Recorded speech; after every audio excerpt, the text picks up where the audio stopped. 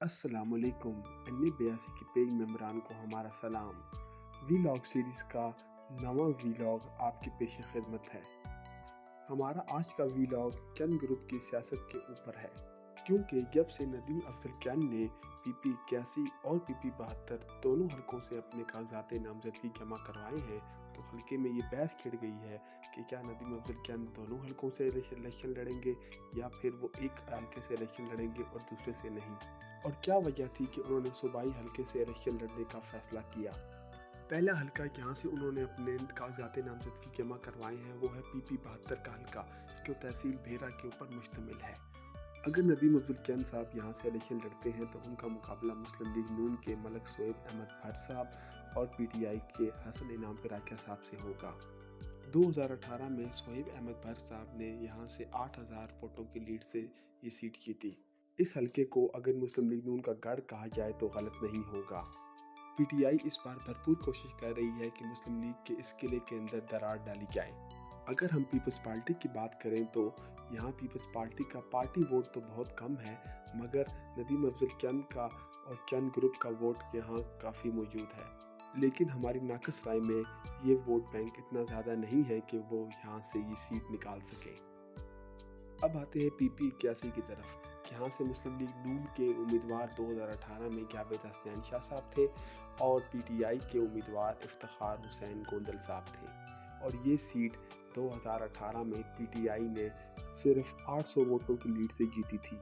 नदीम अफजल चंद साहब ने इस हल्के से लड़ने का फैसला इसलिए किया है क्योंकि पहले इस हल्के का कुछ हिस्सा नेशनल असम्बली के हल्के NA 64 के अंदर आता था, और चंद ग्रुप को ये लगता है, जो किसी हद तक ठीक भी है, कि यहाँ चंद ग्रुप का अपना एक वोट बैंक है। मगर यहाँ से भी जीतना बहुत मुश्किल है चंद ग्रुप के लिए। उसकी 2 से 3 वजूहात हैं।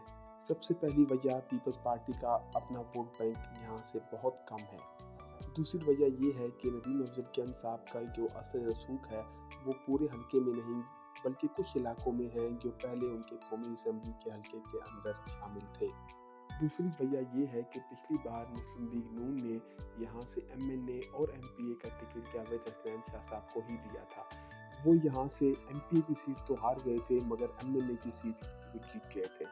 तो इस बात का कभी इम्कान है कि नून लीग इस बार जावेद हसनैन शाह साहब को MNA का टिकट दे और MPA का टिकट PP 81 के किसी और सियासी ग्रुप को दे। उसमें मेकन ग्रुप का नाम भी शामिल है। अगर ऐसा होता है तो मेकन ग्रुप की सपोर्ट भी नदीम अफजल चंद साहब को नहीं मिलेगी और उनका यहाँ से जीतना तकरीबन नामुमकिन ही हो जाएगा।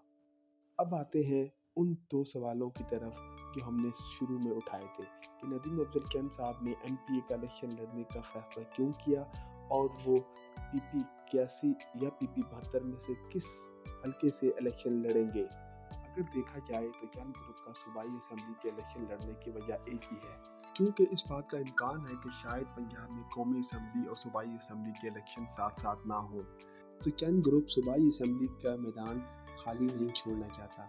उसकी वजह ये है कि अगर उन्होंने सूबाई असम्बली का मैदान खाली छोड़ा तो उनके साथ जो खड़े हैं वो या तो मुस्लिम लीग नून में चले जाएंगे और या तो वो PTI में चले जाएंगे, क्योंकि जब उनके अपने ग्रुप का उम्मीदवार नहीं होगा तो उनके लिए ये मुश्किल हो जाएगा कि वो इलेक्शन में हिस्सा ना लें। अब आते हैं दूसरे सवाल की तरफ कि नदीम अफजल चंद साहब खुद किस हल्के से इलेक्शन लड़ेंगे।